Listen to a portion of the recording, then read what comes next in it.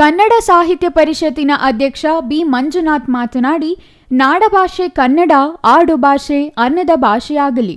ನಿತ್ಯ ಬದುಕಿನಲ್ಲಿ ಹೆಚ್ಚು ಕನ್ನಡ ಭಾಷೆ ಬಳಸೋಣ. ಆ ಮೂಲಕ ಕನ್ನಡವನ್ನು ಬೆಳೆಸೋಣ.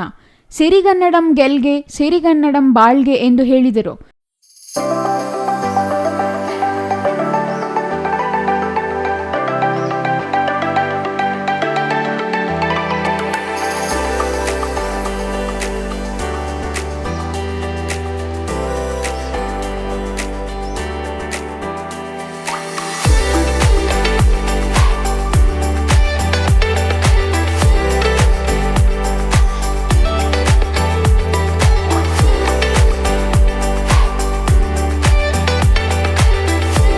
ಗೌರಿಬಿದನೂರು ತಾಲೂಕು ಕನ್ನಡ ಸಾಹಿತ್ಯ ಪರಿಷತ್ತಿನ ನಿಕಟಪೂರ್ವ ಅಧ್ಯಕ್ಷ ನಂಜುಂಡಪ್ಪ ಮಾತನಾಡಿ, ಕನ್ನಡ ರಾಜ್ಯೋತ್ಸವ ನವೆಂಬರ್ ತಿಂಗಳಿಗೆ ಮಾತ್ರ ಸೀಮಿತಗೊಳಿಸದೆ ವರ್ಷವಿಡೀ ಕನ್ನಡ ಕಾರ್ಯಕ್ರಮಗಳು ಮಾಡೋಣ ಎಂದು ಕರೆ ನೀಡಿದರು.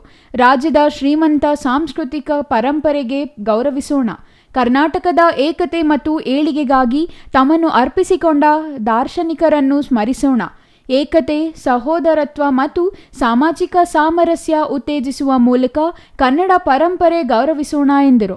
ಈ ಸಂದರ್ಭದಲ್ಲಿ ಕರವೇ ಅಧ್ಯಕ್ಷ ಶ್ರೀನಿವಾಸ್ ಯಾದವ್, ಗೌರಿಬಿದನೂರು ಹೊಯ್ಸಳ ಟ್ರೆಕ್ಕಿಂಗ್ ತಂಡದ ನೇತಾಜಿ ಅಶೋಕ್, ಶ್ರೀನಿವಾಸ್ ಗಾಂಧಿ ಮತ್ತಿತರರು ಹಾಜರಿದ್ದರು.